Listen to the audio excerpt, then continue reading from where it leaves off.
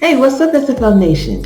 And welcome back to SFL Nights with AJ Striker.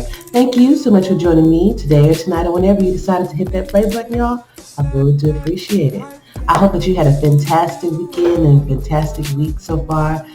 And we had some great games that happened. The championship game is finally here and gone, and we'll have just a brief breakdown for you because I actually did a whole podcast with the winning team. So check out our Arizona Scorpions fan page in order to see that. Oh, that was my eye. And I will be changing the show up just a little bit, trying to make it a little bit more simpler this week. I don't have an SFL story time, so I'm going to have my SFL review of Week 4 for the SFLm and the championship game, followed by expansion team interviews. Now, Tom and Ray could not be on the show this week, so I do plan on having them on the next show. But I do have Jermaine Smith, also known as Lord Destro. I also have Kodie Cline, known as Optimus Cline.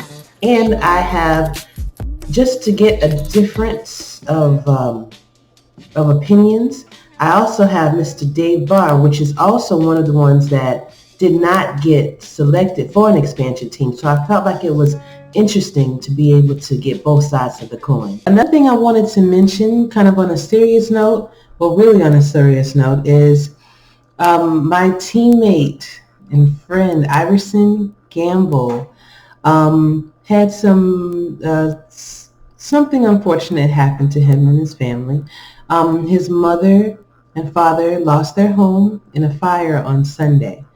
And I did talk to him about that, and I was really glad to know that everybody was okay. They did lose their home and they lost their things. So his sister put together a GoFundMe account, and I will actually have that in the description. But if we could all pull together, maybe scrape up a few donations for Iverson and his family, we would greatly appreciate it, okay? All right.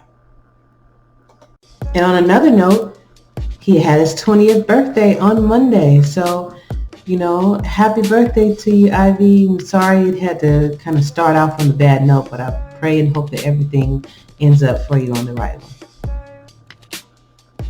So, without further ado, sit back, relax, and enjoy.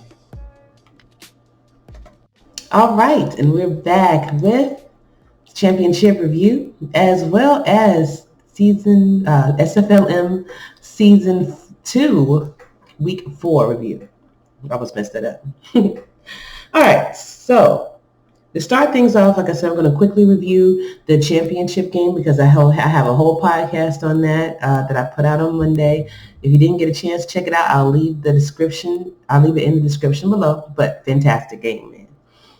Baltimore took on the Sioux Falls Sparrows, and Baltimore won 27-19.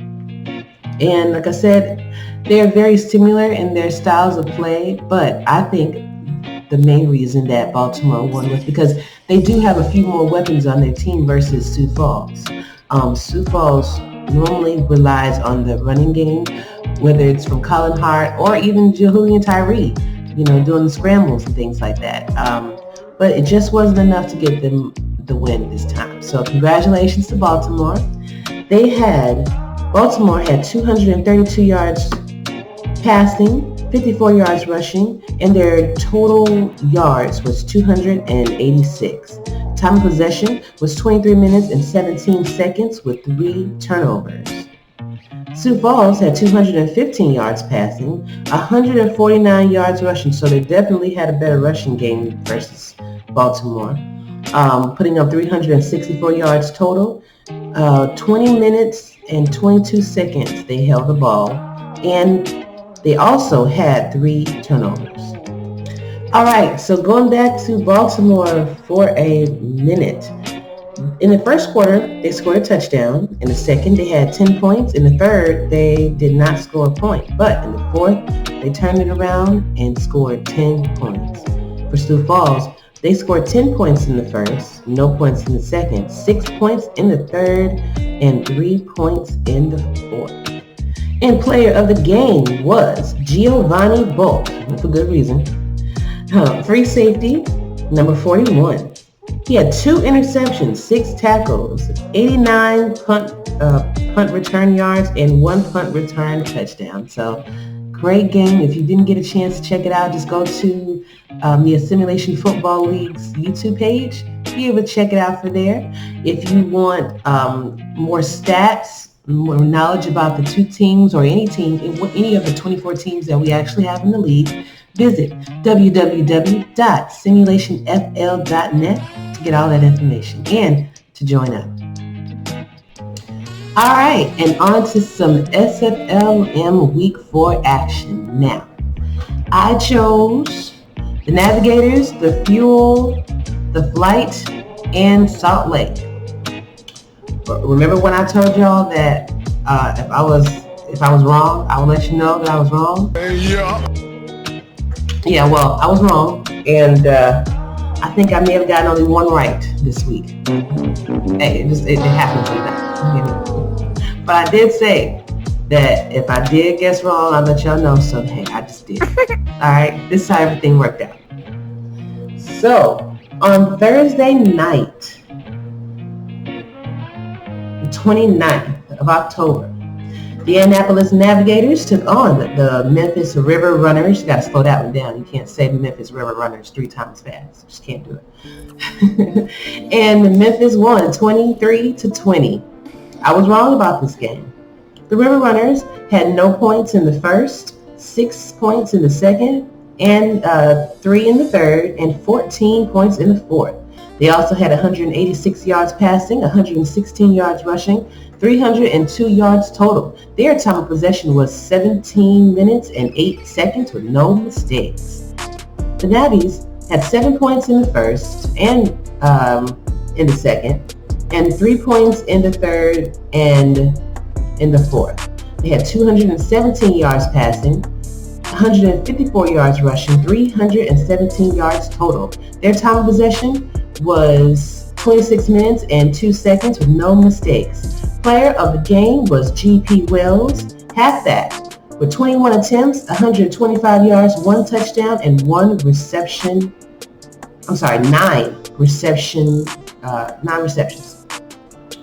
On October the 30th, that Friday, Salt Lake City Rustlers took on the Albuquerque Adams, and the Adams won 26-16. I was wrong about this game as well. The Adams had 300 yards passing, 70 yards rushing, totaling up to 370. Their time of possession was 26 minutes and 6 seconds with 2 interceptions. They also had 6 points in the first, 10 points in the second, 7 points in the third, and 3 points in the fourth. The Rustlers had 246 yards passing with 13 yards rushing, so their rushing game suffered. 259 yards total. Time of possession was 17 minutes and 26 seconds with 1 interception. They also had the ball. They scored 7 points in the second and 9 in the fourth. Player of the game was Kylie Fillmore with 9 receptions, 139 yards, 1 touchdown, and 15.4 yards per catch. Also on the 30th, the Birmingham Fuel took on the the Ottawa Cavalry, and Birmingham won 26-20. I was right about this game. The Fuel had 445 yards passing. I had to make sure I read that right, but they really had 445 yards passing with 18 rushing yards. and 463 total yardage. Time of possession was 21 minutes and 22 seconds with 4 interceptions. They also had 7 points in the first, 10 points in the second, 4 in the fourth, and scored 6 in overtime. The Cavalry had 239 yards passing, 81 yards rushing for 320 total yardage. Time of possession for them was 27 minutes and 54 seconds with 2 interceptions. They scored 10 points in the second, 3 in the third, and 7 in the fourth. Player of the game was wide receiver Vali Quintero. 8 receptions, 216 yards, 1 touchdown, and 27 yards per catch. Awesome job. Next up, and lastly, I should say, the San Jose Flight took on the Tacoma Grizzlies, and Tacoma won 34-20. I was wrong about this game as well. San Jose had 221 passing yards, 112 rushing yards, 333 yards total. Time of possession was 19 minutes and 42 seconds with 2 interceptions. They had 3 in the first, 7 in the second, 3 in the third, and 7 points in the fourth. Tacoma Grizzlies had 353 yards passing, putting up some big numbers. 48 yards rushing, total yards was 401 yards. Time of possession was 23 minutes and 58 seconds with no mistakes. 10 in the first, and 14 in the second, 7 in the third, and 3 in the fourth. Player of the game was quarterback JQ, who had 27 completions out of 34 attempts, 353 yards passing, 2 touchdowns, and a quarterback rating of 129.5. So that is it. Great job, guys, for proving me wrong. I did ask you to do that if you were going to do it, and you did. So congratulations. Next up, we will have my picks for week 5, and week 5 is going to be a little bit different this week. I'll tell you in a second. Okay, so things are going to be a little different this week. Now, normally we have our SFLm games on Fridays, but this week and the next couple weeks are going to be a little bit off because our commander-in-chief, our executive producer, is taking a family vacation. So, our week 5 games will actually take place on next Tuesday, and it will not interfere with the Dave Axis Show, which is one of the best podcasts that we actually have to offer in the SFL, besides Coach Craven and Inside the League with Nelson Manzano. We got Dave Axis, and he's live on every Tuesday and Thursday. It will not interfere with those games, with his show. So I'm thinking that they're probably going to start at like around maybe 4 or 6. The actual times are not available, but I do have who's going to be playing. So on Tuesday, the Memphis River Runners will be taking on the Albuquerque Adams. And I think I'm going to go with Albuquerque on this one.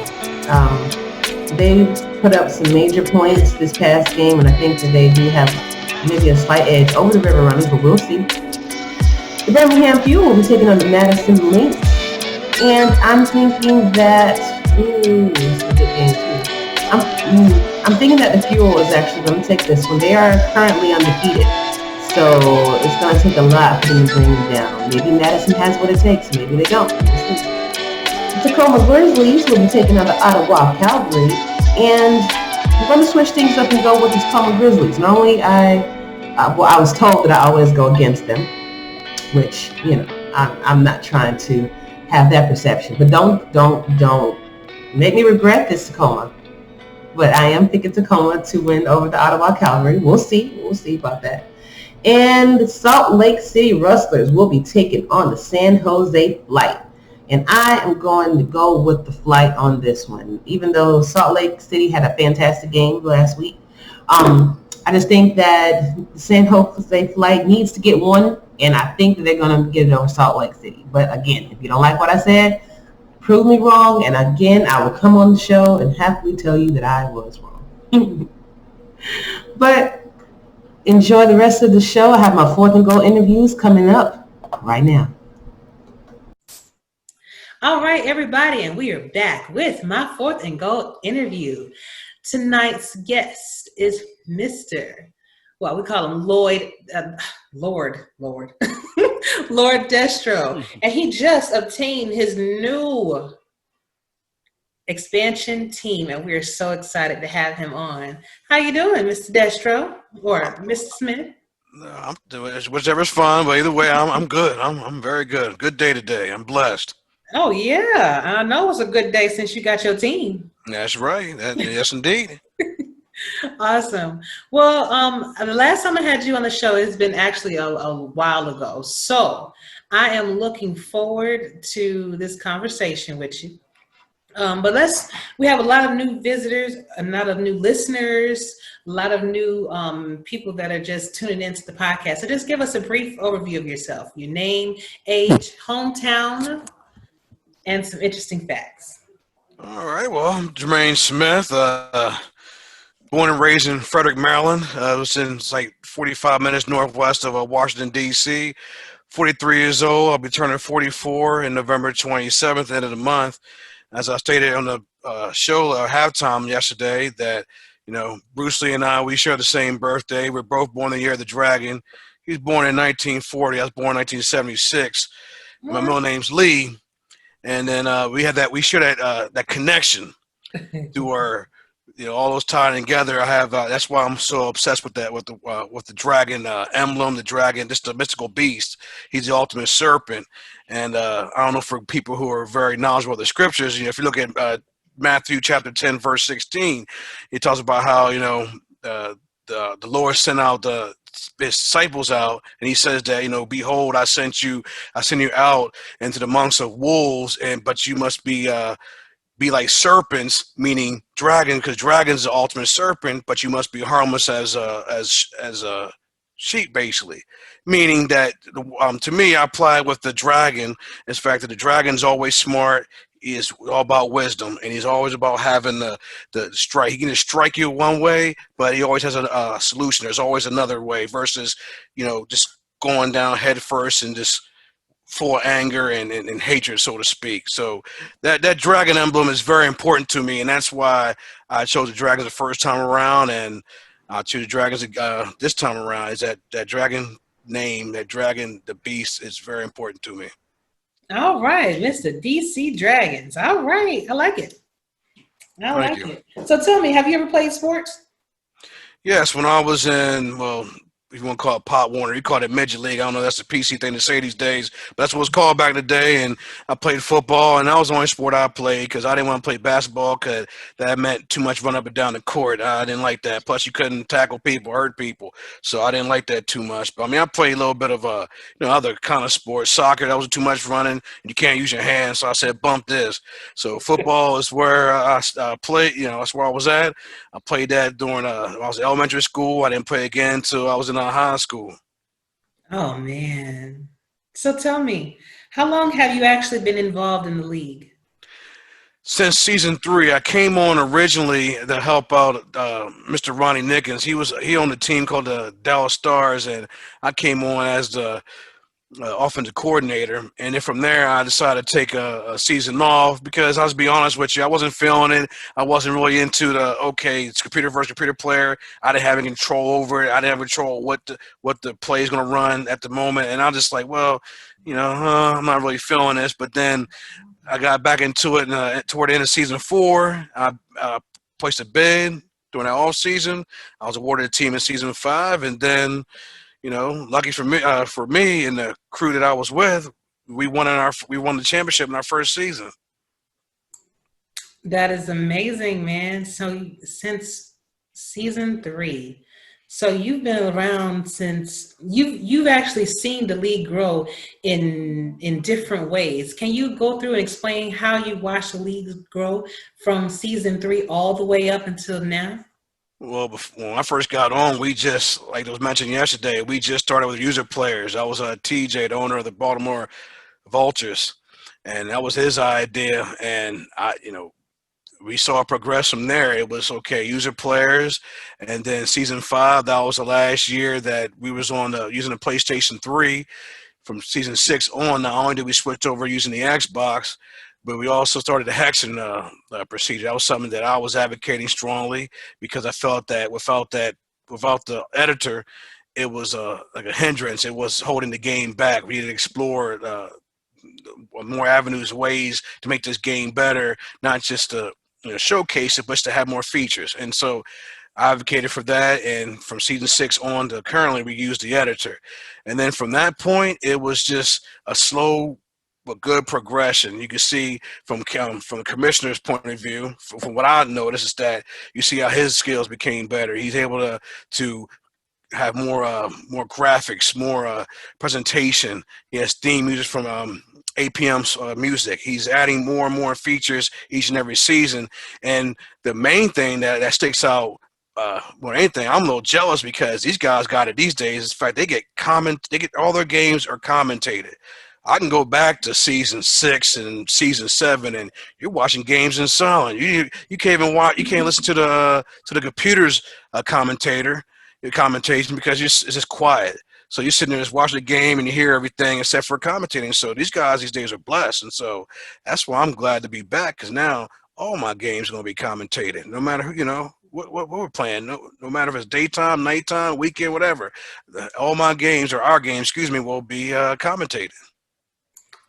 Awesome. That's a nice little throwback for everybody that didn't know. It really grew from, started from the bottom, now we here. So it's been a wonderful experience.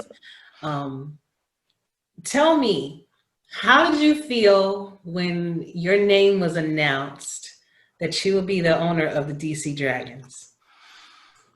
It was good. It was like, it was about damn time. It's like, it should have been last season, but it worked out.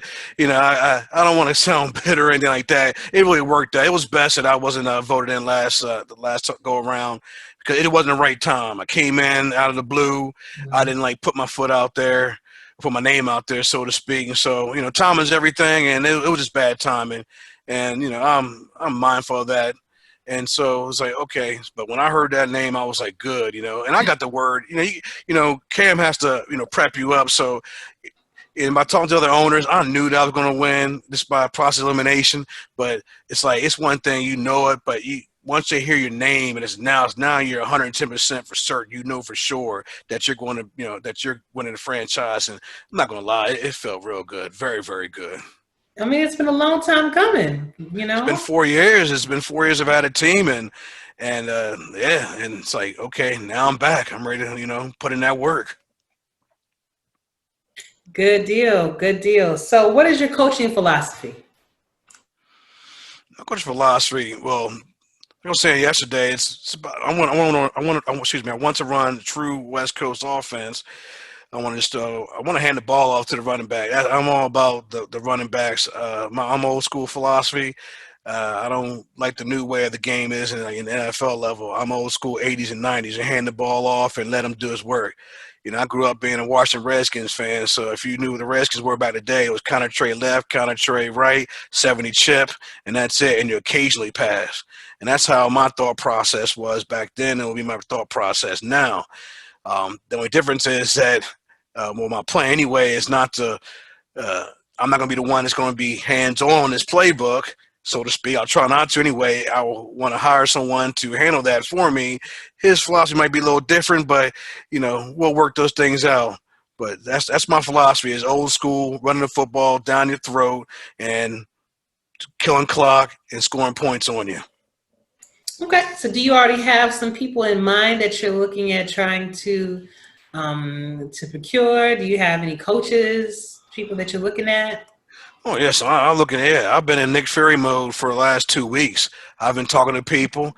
I'm ready to form the Avengers. I've already contacted who my potential running back is going to be. I'm waiting for his confirmation. But, all doing time, and I still have to, wait till the the right moment to make those decisions. But I'm talking to a few people, not just one person for one position. There's like, okay, for example, running back position, there's like 2 people. For coaches, there's like 5 or 6 people. Ever since last night when I made that announcement, said, come to the DC Dragons, my PM on Discord has been blowing up, and I'm trying to make sure that I respond to every single one, and I'm not just giving them copy and pasting the message. I'm typing it up and talking to them because that's more genuine in my opinion. But yeah, and the guys are blowing up my phone today. I'm like, okay, well, I can't talk to you now. I have a day job, but yeah. But don't worry, fellas and ladies too. Okay, I got to remember there's ladies now. That's right. Involved, yes. And like yourself on Arizona. So I got to, I'm looking out for you. So just be on standby if no one picks you up. Okay. All right, cool. So tell me, what is some advice that you want to give to someone that is looking to be an owner in the future? I know we had a lot of different prospects, that you wound up beating out, so what was some advice that you'd give to somebody that's looking to do that? One, I think they need to be patient. They need to be humble. Don't think that you can do it all once.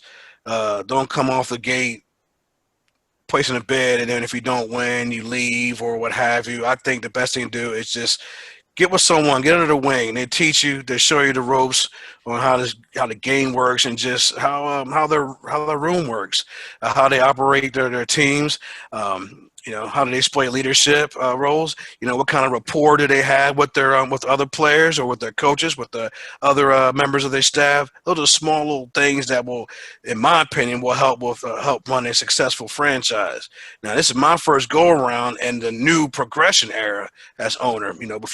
Prior to that, we were in a different system, and it wasn't went to my last season to where we were able to begin having user players and having groups. And back in those days, we were on Slack, and that's when guys like Deion Hawkins and Andrew Rastelli, they came on board during that time.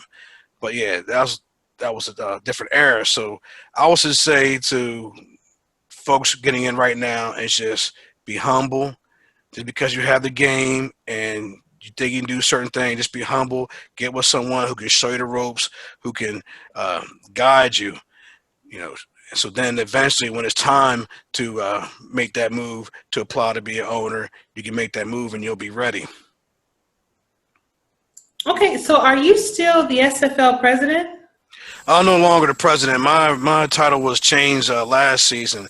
It was I became director of roster management, and that was my title this past season. But 80% of the work was to Mr. Thomas Rahman. And so this coming season, we're basically switching roles. He's going to be the director, and I'm the assistant. So we need some help. I can be able to jump in and help out with with roster progression changes and things of that matter. It works better because I'm on the East Coast, he's on the West Coast, so he's 3 hours behind us, and so he's able to put in that late night work. To where I gotta be at work at 3:30 in the morning, which means I gotta be in bed by 9-10 o'clock.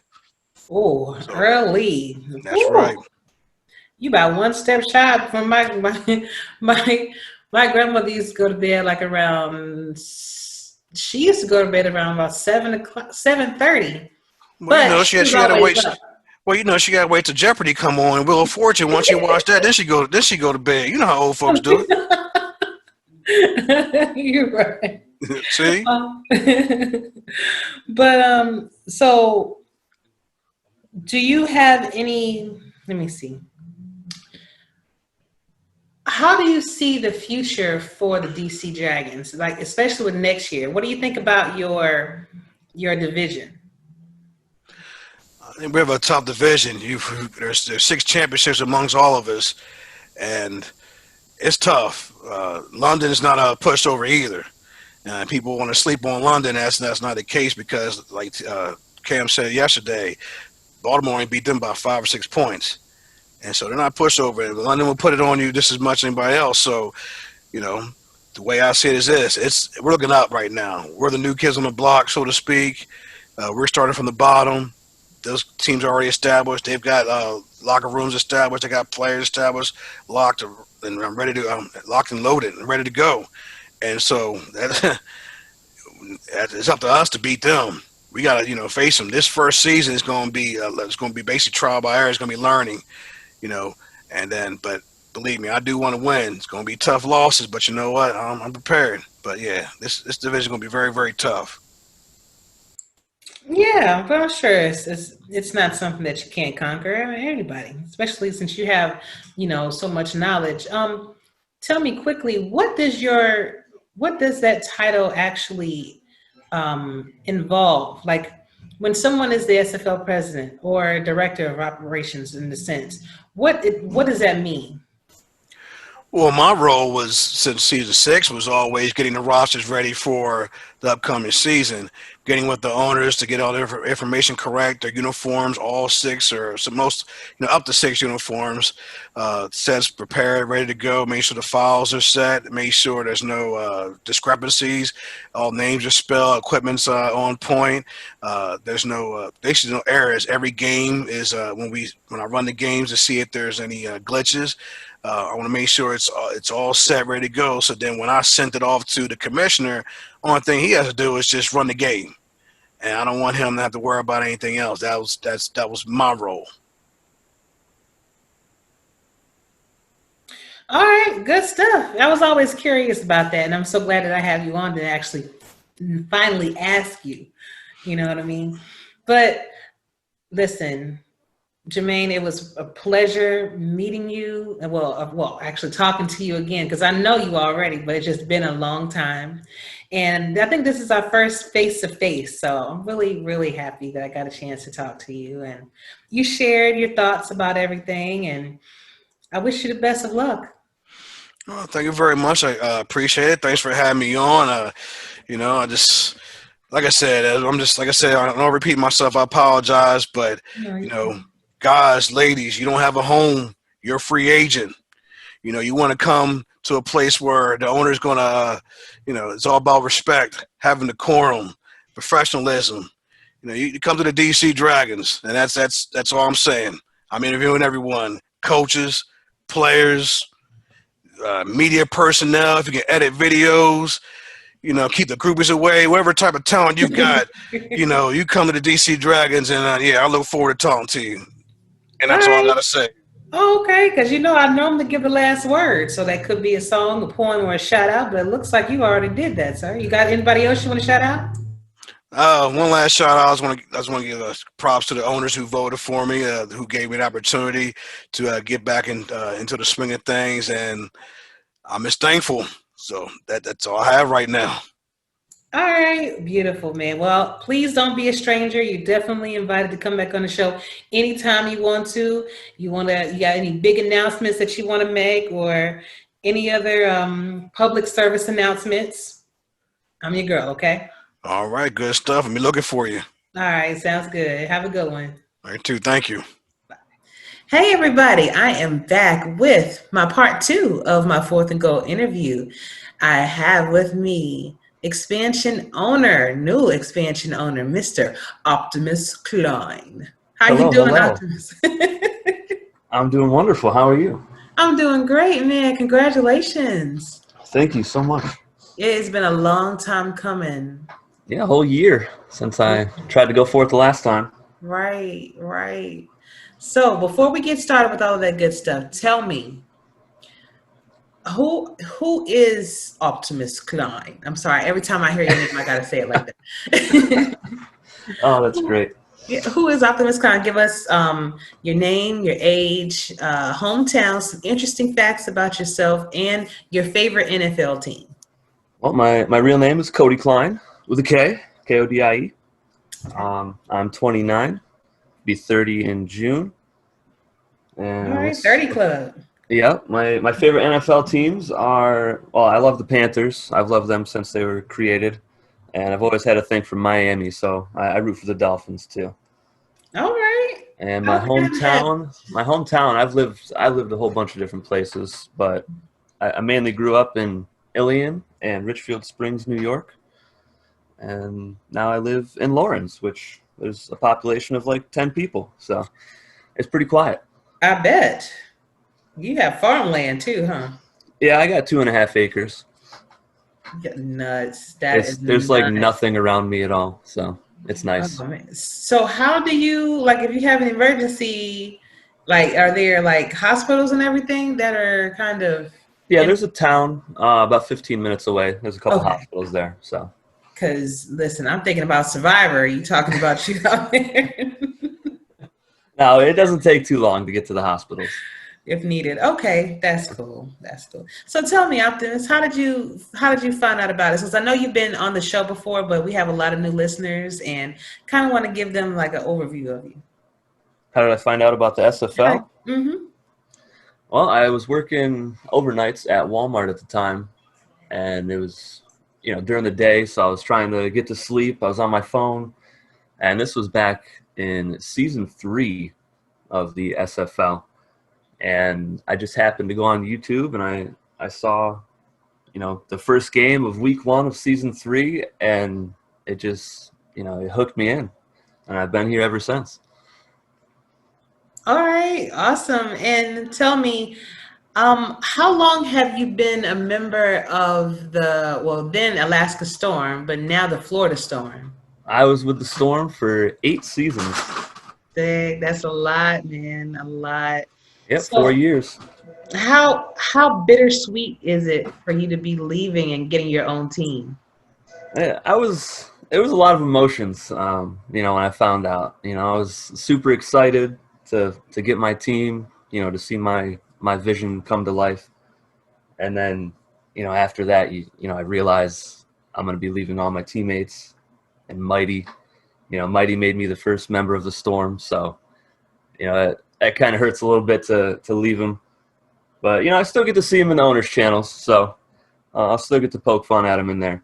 But it's going to definitely be really weird to have a different uniform on next season. I've never worn a different uniform, different helmet, anything. So I don't know. It's week 1's going to be a lot of different emotions, I think.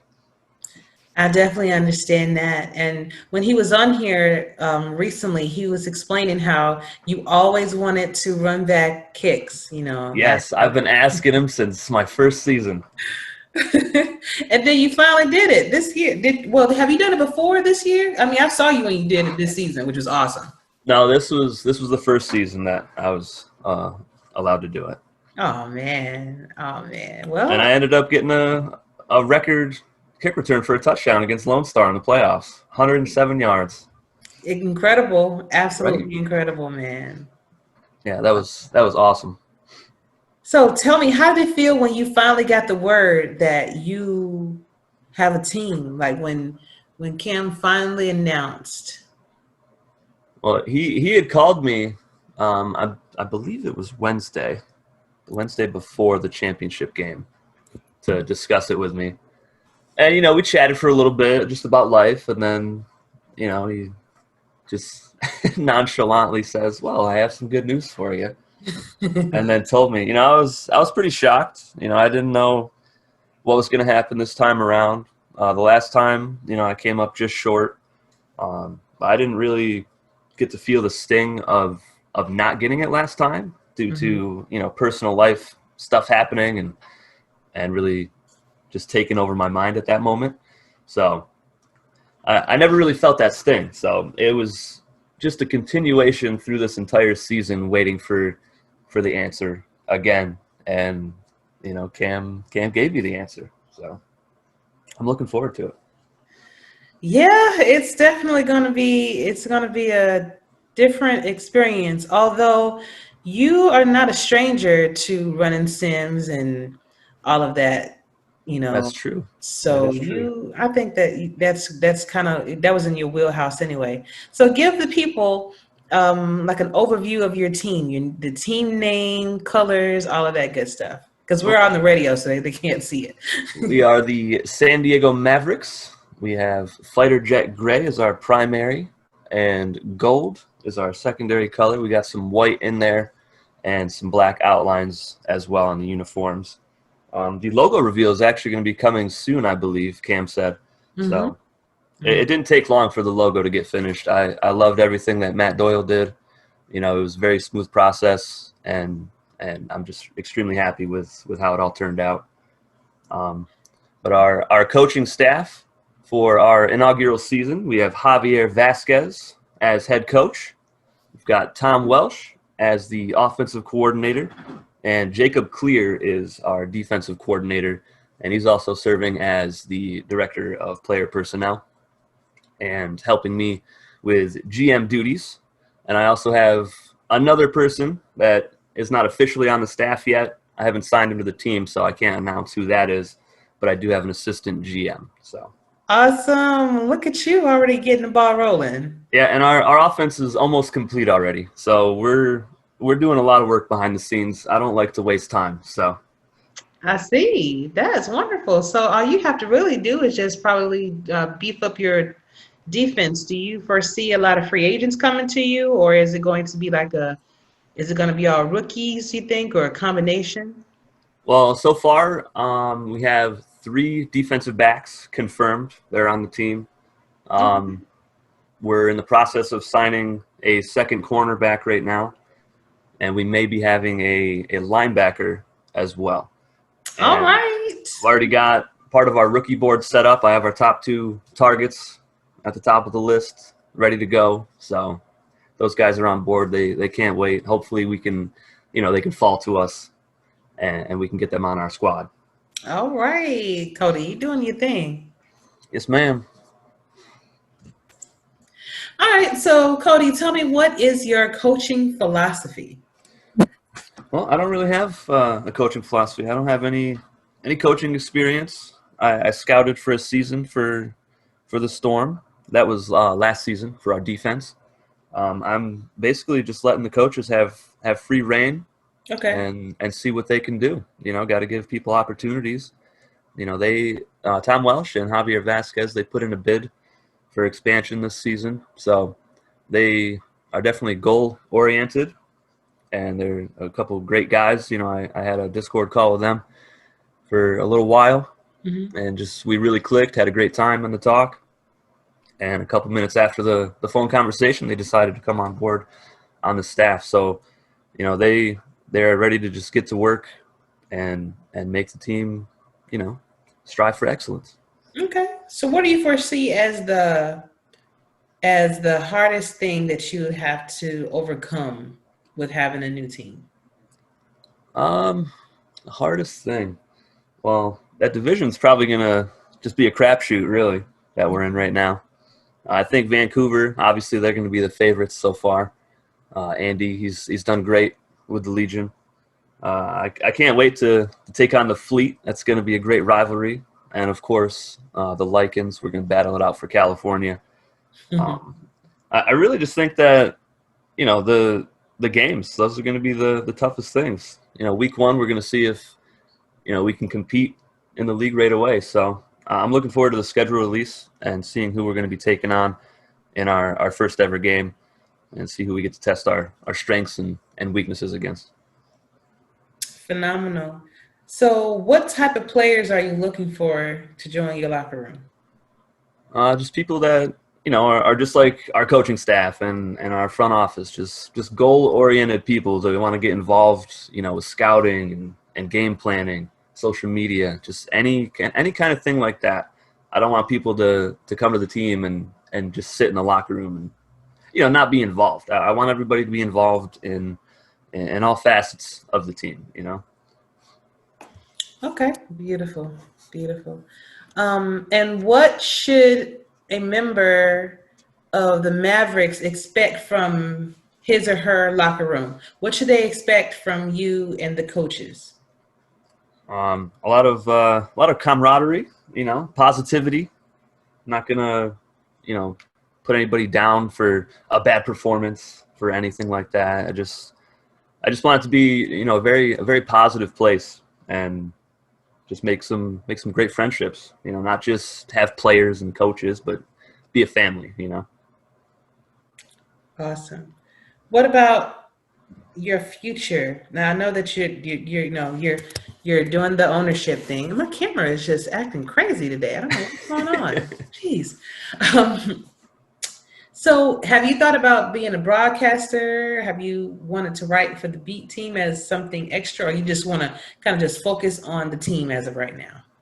I've been, being recruited to be a broadcaster since before I even had a player in the league. So I would love to do some play-by-play commentary.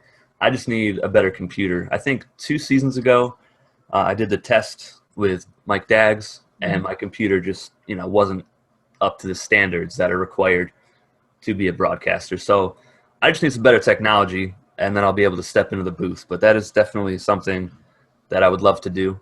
I have the experience with my YouTube channel. I have over 800 videos, so it's definitely right in my wheelhouse. Absolutely. And I have visited your channel frequently, and it is amazing. If you guys, actually, if you send me the link, I can make sure I link it to the show as well.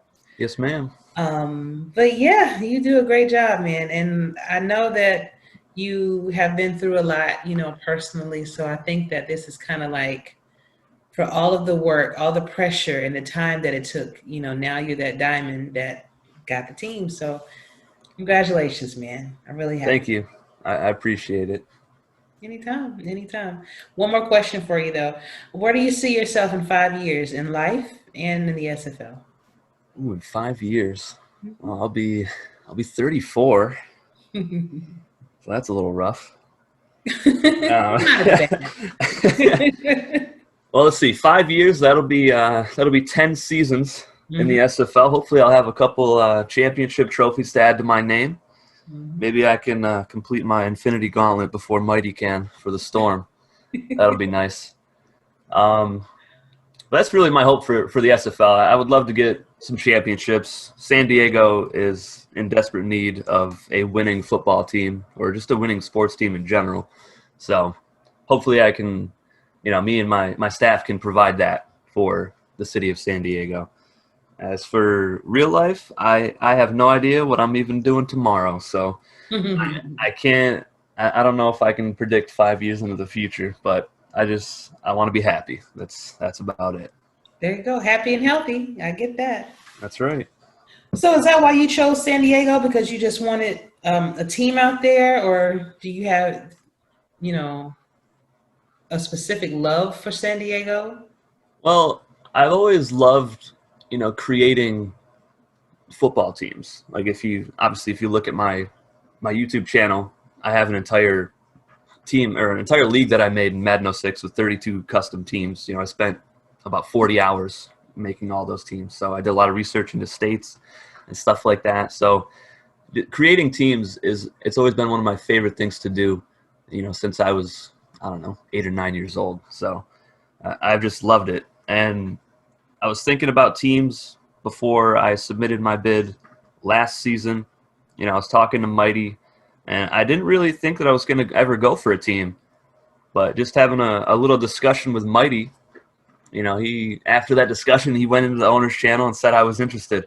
So from then on, I really didn't have a choice, I guess. So, but I got to work on thinking of team names, and it was actually the first thing that came to my mind was the San Diego Mavericks, and that was obviously it's based on the movie Top Gun with Tom Cruise. So it all just meshed really well together, and it came together so smoothly, and it felt perfect, and I couldn't even try to think of anything else, because that was the only choice for me. Well, the only person that you're missing over there is Robert Redford. If you've seen my show, you can he does kind of remind me of Tom Cruise with those aviator glasses on and everything. Nice. But hey, Kodie, thank you so much for being on the show. But I cannot let you go without giving you the last word. So that can be a song, that can be a shout out, or that could be a poem. Right now, the floor is yours. Well, I'd just like to thank Mighty for everything that he did for me in the 4 years, 8 seasons that I was with the Storm. Yeah. Hopefully I, retained enough knowledge from him to go and make my own franchise as successful as he did. But I love the guy. He's the best the best owner there is. So I'm going to miss him. I'm going to miss all the Storm. And I'm looking forward to starting my own journey with my own franchise, but I'm always going to be part of the Storm. Storm at heart. That's right. I got you. Well, thank you so much. I am looking forward to talking to you again. I know that you're busy, but whenever you got some time, I'd really like to have you back on the show. Maybe we can talk about the old times of the Storm and everything, and you Absolutely. can give us some really good stories on that. That sounds good to me. All right. Well, you have a good one, dear. Hey, you too. All right. Bye. All right, and we are back with my final fourth and goal interview for the week. And this gentleman that you see before you is Mr. Dave Barr. He was one of the ones that went out for an expansion team, but just came up a little bit short with that. So it's very interesting to hear from both sides of it. So welcome back, Dave. Thanks for having me on. Yeah, anytime. For those that are new, would you mind giving us just a brief overview of yourself? A little bit of information, interesting facts, maybe your favorite NFL team? Well, I'm a 30-year veteran teacher and high school football and track coach in Ohio. And but even though I'm up here, let me show you my phone. Yeah. See if you can see this. Do you recognize that guy? I see the Falcons. That's Tommy Nobis. Okay. Tommy, who? He was the original Atlanta Falcon, drafted in 1966. Oh, my God. Yeah. One of your favorite players? I was a Falcons fan clear back when they weren't any good. Well, they kind of struggling this year, too. So I know. But yeah, that's awesome. And so, I found the SFL on Twitter and did a little reading about it. And, everything was up in the air with sports in the spring. So I thought, I need something to do besides yard work. So I got a subscription and wound up with Annapolis, played part of the minor league season there, loved it. And then struck up a good conversation with Frank Gooden there in Jacksonville. And he drafted me, and he's been really good to me in terms of, mentoring me a little bit on how to run a club. And we worked really hard on an expansion bid.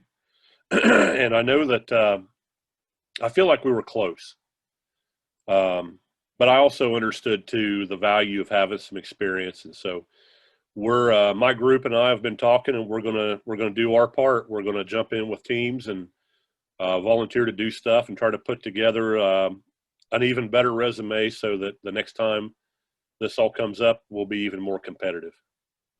Absolutely. And honestly, the West Virginia Wild, I actually thought that you had a fantastic presentation,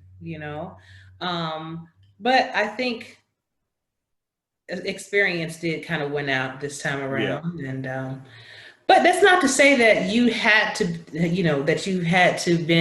be an owner or be a coach or anything like that for a very long time. I mean, Jacob Bovet from the owner of Portland, he was only in the league for about a year. So it just depends, Yeah, we're disappointed but not defeated. We would have loved it. I'd love to be considering free agents today.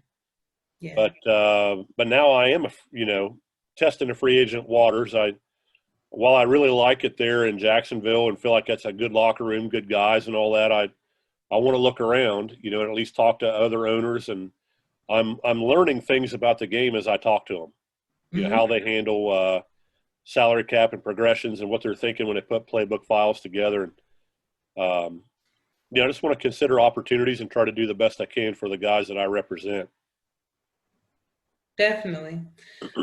So what position are you thinking about? Well, I played as a kicker in the minor leagues. Right. And as I've told everybody, the position is less important to me than the responsibility that I get, because I need to learn some things. And so but I would love to be a kicker again. The guys in that league named my player Legatron, which I just thought was so funny. And so I wouldn't be bothered to bring Legatron back and put him in the pro level. Oh man, that is awesome. That's a great name. Yeah. I don't have your stats from. I don't even think they kept up with the stats like that for the SFLm. My guy made all of his kicks. Listen, that is most important. There is no wide rights for you, okay? And I'll tell you, it was nerve-wracking, especially at first, because there was a guy that kicked for them that got released by the league because he didn't do the rookie check-ins. Mm. But so I signed, but he had another week to play, so I'm watching their game, and he kicks the game-winning field goal. So I'm thinking, geez, they just cut this guy. He kicks the game winner, and now here I am, brand new rookie, and pressure being whatever it is. Luckily for me, Legatron made it through the year, and I think I was 14 out of 14, and made all the extra points too. And so it was really a lot of fun. Listen, that is more important than anything. Just making sure that you just. I think it's something special when you're able to kick that game-winning field goal, and if your team was just shy of that, and then you actually helped them to overcome that. But then if you had a situation to kind of like what Lone Star went through, just that last second, and you just miss it by that much, it's like either a make or break, and the drama was real. Yeah, and I've felt that before. I kicked in high school.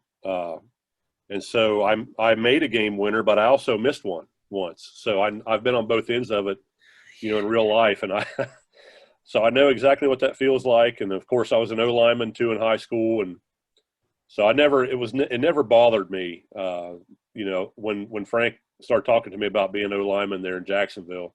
I know a lot of guys don't want to do that, but I'm just telling you, if you're a rookie out there and you're looking for a spot on a roster, you need to seriously consider playing O-line because teams need them. And that's a way to get to the next level. Definitely. I mean, a lot of people want to be quarterback, but there's only 24 quarterback spots in that league. And I think being open, is very important too, because you may fall into a position that you will love, and you didn't even think about it at first. For me, quarterback was not my first choice, but here I am 3 seasons later, still hanging in there strong and everything. So just do it. That's awesome. What did you want to be? What was your first choice? It was defensive end and wide receiver. So you wanted to kill the quarterback, not be the quarterback. Yeah, I did. However, knowing that the quarterback role is very hard to get when it was presented to me, because Tulsa came to me with it.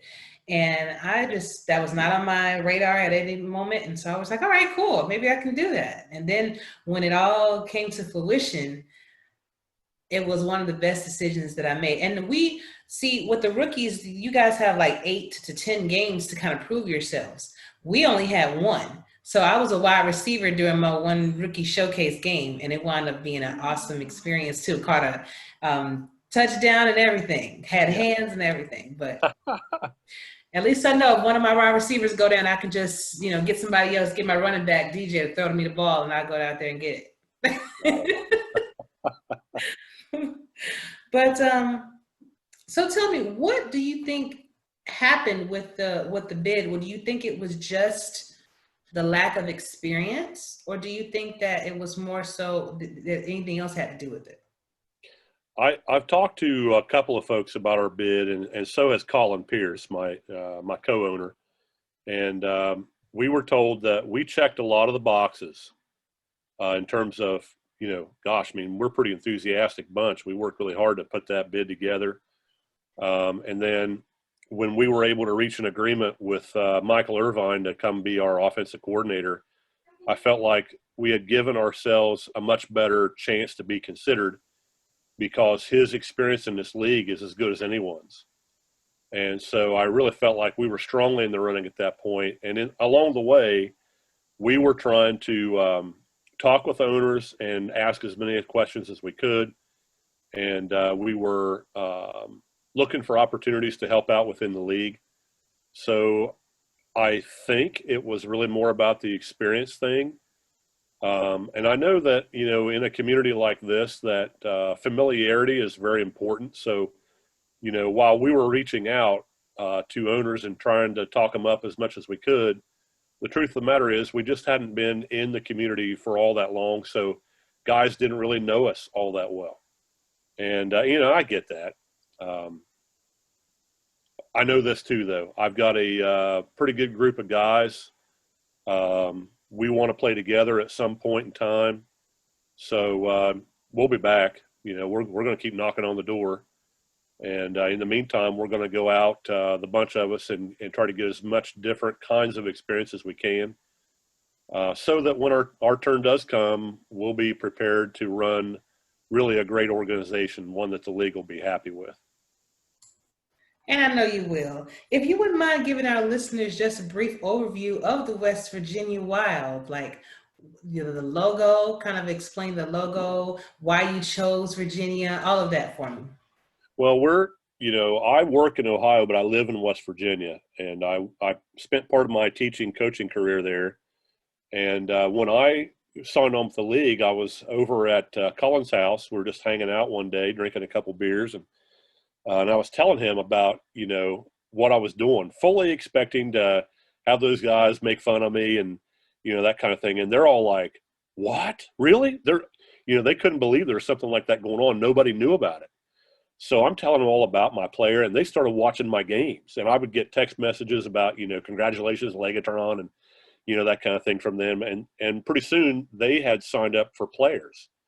So we just kept talking about how much fun we were having and how much fun it would be to have a team of our own. So we started putting a bid together, and we thought, well, you know, there are no professional teams in West Virginia of any kind. Why not represent our home state? So then every decision that we made regarding our team was with marketing the team in mind. So, you know, like even the collars, we said, okay, well, West Virginia is the third most heavily forested state in the country. So we're going to have forest green as our dominant collar. And then, you know, the coal mining industry, although it's probably going away, was really a strong part of our culture. So we thought, you know, charcoal ought to be our secondary color. And then, you know, you got to trim it out with something. So we picked gold, and we had a little bit of white in there. The state's motto, when you drive across the bridge to come into West Virginia, it says, "Welcome to wild and wonderful West Virginia." So we thought, well, we need to tie it to that in some way, shape, or form. So that's how we wound up with West Virginia Wild. Logo-wise, we had a bunch of different ideas. I don't know if I should tell you about the one that's kind of funny, but I don't know. Yes, tell me everything. All right, tell you everything. Okay, so so we talked about coyotes and bears and different things like that. So somebody in our group one day, I think it might have been Randy Pierce. He's playing in the minors with Madison. He sends a picture to our group text. He says, "Hey, there's this little bird that is native to West Virginia. Probably doesn't live anywhere else in this country. Maybe we could use it for our mascot." The name of the bird is the woodcock. Well, we have had a ball with that. Yeah, that would have real well Yeah. on a turkey. We didn't think we were going to be able to sell that as the logo, so we've laughed about it pretty hard most of the time. And but we had settled on black bears are pretty common in West Virginia, so we had settled on that. And we liked the Maulers in-game logo, felt that fit us a little bit. Mm-hmm. You know, so that's kind of where we are with what the branding of the team, what it was going to be like, and our thinking along those lines. Okay. So tell me, give me a brief look into the Jacksonville's locker room. Because I know that you're over there for a minute. You're actually scouting for them, which you've been doing an awesome job because you guys did make it to the playoffs. So you were doing something right.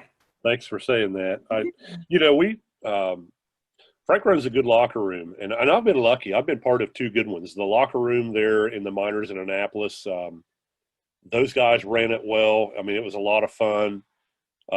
Everybody was pretty encouraging, and then with Jacksonville, it's more of the same. I mean, there's a veteran group of guys there that have been together for a while, but they were very welcoming to the rookies there in Jacksonville, and so now we talk back and forth about things and give each other a hard time about stuff, and it's what this community is really about. I think that makes it so much fun. People are paying a subscription fee to be part of this, and everybody wants to have a good time. So it's important, for me, to be part of locker room culture that is positive and fun filled. And so I'll just tell you, Jack Wall, our tight end, he keeps me laughing all the time. I mean, it's always something with him, and he has the same kind of sense of humor that I do. So it's hilarious. It's hilarious in there. Well, that's awesome. That's awesome. So what was the response from Frank when you told him that you were testing free agency? Well, I hope he doesn't want me to go, but I was upfront with him from the beginning that I wanted a team at some point. And, when we talked about it, he said, that he felt like it was fair for me to test the free agency market. I don't want to go just to go be a player somewhere. If that was all it was for me, I would be happy to stay there in Jacksonville and just play out my career however long I chose to be a part of the SFL with the Jacksonville Kings, and that would be great. What I'm looking for, though, is opportunity beyond being a player. There's 2 or 3 teams right now that have reached out to me, and we've had some really good conversations about their teams. And honestly, what I like about it is it's me getting to know some of the rest of the ownership pretty well, and finding out that, there are some really good guys that run teams in this league. And so I'm looking forward to, wherever it takes me, I'll be happy with that. And I'm looking forward to helping somebody be the best that they can be. Okay, and so I'm looking forward to knowing exactly who you go to. Perhaps after you've decided, then you can come back on the show and let everybody else know what you decided. I'd be happy to do that. Yeah, I'd be happy to do it. And I think it's going to be a very tough decision because I've talked to 3 guys, and I don't want to give that out. I don't know if that, maybe I'm not allowed to do that, but I want to. I mean, you're not allowed, if you have made verbal commitments to someone, then it wouldn't be wise to do that. But if you wanted to say who you have been talking to, you can, but that's not admission. Like, hey, I'm going there. Yeah. Just so you know. Yeah. Well, how about we wait, and then that way it'll be a surprise. Whenever I come back on and announce that, maybe we'll even reveal it on your show. I would love that. I really would.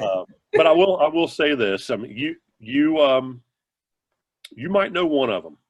Okay. I'll say that to you, and I will tell you that we talked this morning for almost an hour, and it was a great conversation. Really liked it.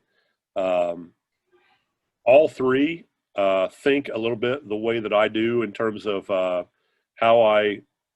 Here I am talking like I know anything. I'm brand new, but I have tried to ask a lot of questions about stuff. And how you doing? About things, and so I have opinions on how I would like to see a team being built, especially offensively.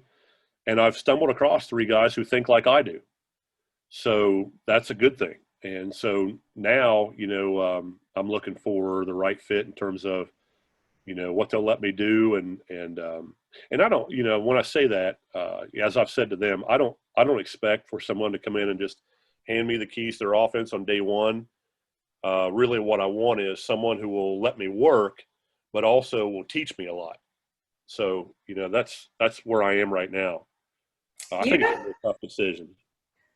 Well, my advice to you, any free agent that is listening, I would suggest you go where your heart tells you to, because ultimately this is your money, this is your player. So I would want you to be happy. So whatever you chose to do, whatever position that you wanted to do, as long as you're happy doing it and you want to remain in the league because you're happy, then I'm all good with that. Yeah. Yeah. One more question for you before I let you go. I know you're still at school and everything. How's that going, by the way? It's been quiet this evening.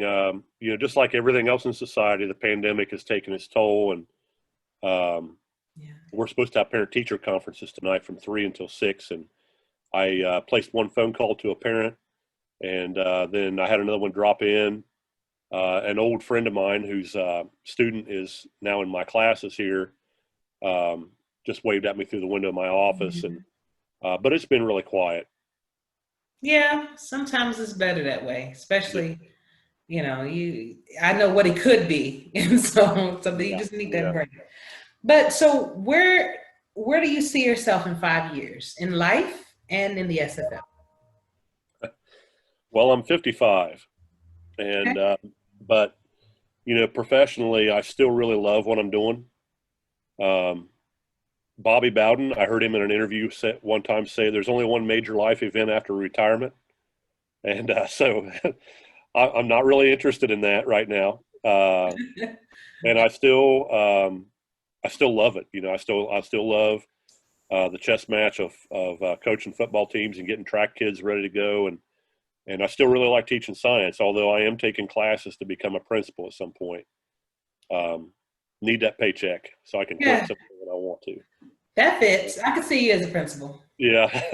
Can I wear this flamingo shirt when I'm doing that, you think? Can I pull that off? Yes, you can. You can do whatever you want to. You got to bring some kind of joy. No doubt. All right. Well, listen, it was a pleasure catching up with you. And I would just want to ask you one more question. How would you, in just a few words, how would you rate your rookie experience in the SFL? It's a 10. I mean, I don't even have to hesitate to say that.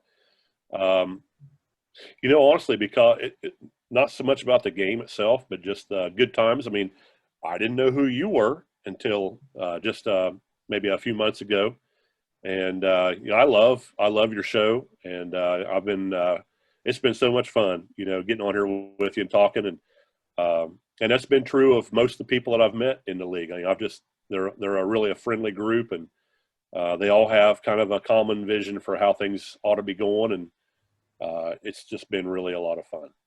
Awesome. And you are definitely welcome to come back on anytime you want to. Just let me know. Door is always open. But I cannot let you go without giving you the last word. So that can be a song, that can be a poem, or that can be just a simple shout out. Right now, the floor is yours. Well, I'm just going to say this to quote, let's see, it would be Arnold Schwarzenegger in the movie Terminator 2. I'll be back. I like it. I like it. And thank you for being a fan on the show. Thank you for being a fan of the show, and thank you for being on the show. I honestly wouldn't be doing this without all of you. I'm interested in people. I always have been in the story, because we have our avatars on the field. Yeah. But I want to get to know you as a person, and I want everybody to get to know you as a person, because we have so much to learn from each other. So that's the reason I do it, man. Thank you. All right. Thanks again, and I'll see you soon. All right. Sounds good. Have a good one. Hi. So before I actually end things, I just want to say thanks to everybody for joining me throughout this whole process and doing these podcasts. It has been an adventure, going from just doing audio to finally stepping it up on YouTube, adding video, to being on the radio and things like that. And who knows what's to come in the future. But I say it's been fun. It's been relaxing for me to be able to bring you a different podcast. I love music, so that's why I incorporate music, and I just like chill vibes. And so I just kind of wanted to be a little bit different with everything that I'm doing. And I also like to get to know people. And so that's why I incorporated the interviews that I do, because I think it's important for us to get to know the person behind the avatars that we see on the field, you know. Like I said, it's been a wonderful experience. Season 15 was amazing. Arizona did see a turnaround in the way we were playing. It wasn't quite enough to get to the playoffs and things like that, but I have faith in our future, and I think that we're going to be just fine. But yeah, if you would love to be on the show, just reach out to me. Door is always open, and I'm also interested in hearing your stories, because we can learn a lot from each other. And what you'll find is that we probably have a lot more in common than we have differences. And that's it, y'all. I appreciate you for tuning in. Special thanks goes out to Jermaine and Kodie and Dave for being on the show. I really do appreciate it, getting your feedback from the expansion teams and everything. I hope that you enjoyed the show, and I'm looking forward to bringing you another great podcast next week. So, until then, stay safe, treat each other well. Striker.